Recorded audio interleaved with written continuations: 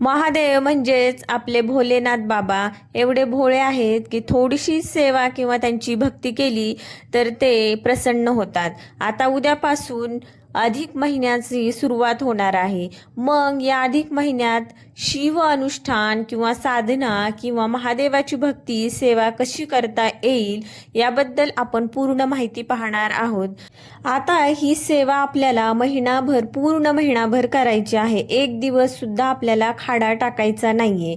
बघा, जेव्हा आपण उपवास करतो तो अनुष्ठान साधना किंवा व्रत वैकल्यामध्ये मोडला जात नाही. तो फक्त उपवास किंवा उपोषण ठरलं जातं.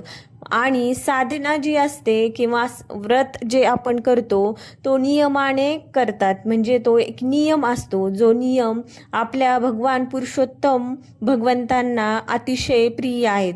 असे म्हटले जाते, जे आपण नियम करतो ते पुरुषोत्तम भगवंतांना, आपल्या श्रीकृष्ण भगवंतांना अतिशय प्रिय असतात. त्यामुळे नियम न मोडता आपल्याला शिव आराधना सुद्धा करायची आहे. बघा, फक्त हे अनुष्ठान करण्याने आपल्या संपूर्ण कुळाचा उद्धार होतो. म्हणजेच आपल्या पिढ्यानपिढ्याचा उद्धार केला जातो आणि आपलं जे 7 जन्माचं दारिद्र्य असेल किंवा खूप जुनाट दारिद्र्य असेल त्याचा समूळ विनाश श्री शिव भगवंत करत असतात.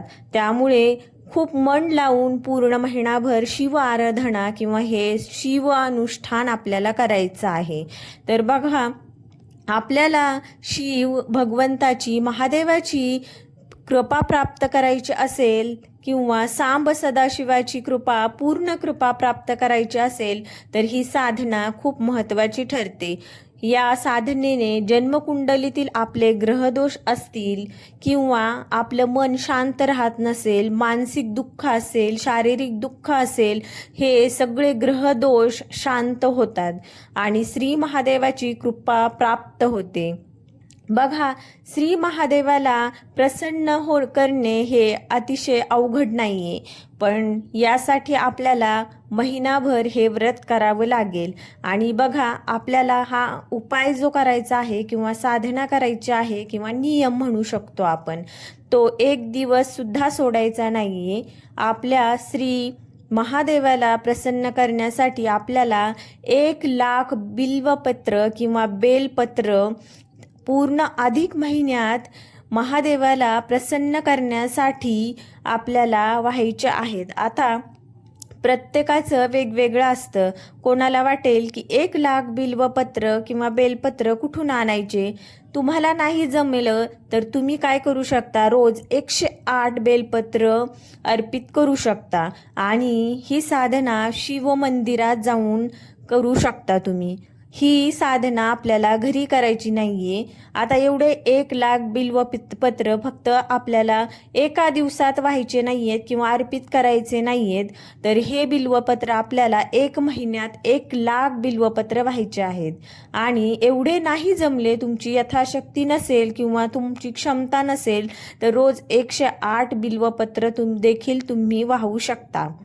बघा, बेल हा महादेवाला अतिशय प्रिय आहे आणि महादेवाला ही सेवा प्रसन्न करणारी आहे. आता बघा, बेलपत्र जेव्हा तुम्ही महादेवाला अर्पित करता तेव्हा लक्ष्मीचा सुद्धा तुम्हाला कृपा आशीर्वाद मिळतो. कारण बेल हा लक्ष्मीच्या अंगातून उत्पन्न झालेला आहे. त्यामुळे जेव्हा तुम्ही महादेवाची सेवा करता बेलपत्र अर्पित करून, तेव्हा लक्ष्मीची कृपा आपल्याला लाभते आणि आपण कृपेपात्र होतो. श्रावण महिन्यात जेव्हा आपण बेलपत्र महादेवाला वाहतो त्याच्यापेक्षाही आपल्याला करोडो पट पुण्य लाभते अधिक महिन्यात जेव्हा आपण बेलपत्र वाहतो. तर बघा, घरी आता हे झालं, मंदिरात जाऊन जी सेवा करायची आहे आपल्याला, ती सेवा ही मी तुम्हाला सांगितलेली आहे. तर घरी जी सेवा करायची आहे आपल्याला, तर काय करायचं आहे, दारिद्र्य दहन शिवस्तोत्र पाठ आपल्याला घरी करायचं आहे. आणि हे करत असताना दूध अर्पण करायचं आहे महादेवाला, किंवा उसाचा रस असतो किंवा वेगवेगळ्या फळांचे रस असतात ते अर्पण करायचे आहेत. आणि बघा, सगळ्यात महत्त्वाचं म्हणजे रोज संध्याकाळी आपल्याला श्री शिवतांडव स्तोत्र म्हणायचं आहे, ज्यामुळे आपल्या घरातील जे दुःख असतं, अशांती असते किंवा दारिद्र्य असते, या गोष्टी संपुष्टात येतात. आणि बघा, या शिवतांडव स्तोत्रामुळे घरात लक्ष्मी स्थिर राहते आणि स्थिर लक्ष्मीची प्राप्ती आपल्याला होते आणि भगवान महादेव देखील प्रसन्न होतात. तुमच्या यथाशक्तीनुसार किंवा तुम्हाला जसं जमेल तसं तुम्ही ही सेवा करू शकता. महादेवाला प्रसन्न करण्यासाठी आणि आपण त्यांचे कृपापात्र बनण्यासाठी आणि त्यांचा आशीर्वाद आपल्याला लाभण्यासाठी याच्यापेक्षा कोणती सेवा छान असेल. आता ही सेवा अतिशय उत्तम आणि सोपी आहे, त्यामुळे ही तुम्ही करू शकता. तुम्हाला जर व्हिडिओ आवडला तर कमेंट बॉक्समध्ये हर हर महादेव लिहा आणि चॅनलला आपल्या सबस्क्राईब करा. धन्यवाद. रामकृष्ण हरी. हर हर महादेव. श्री स्वामी समर्थ.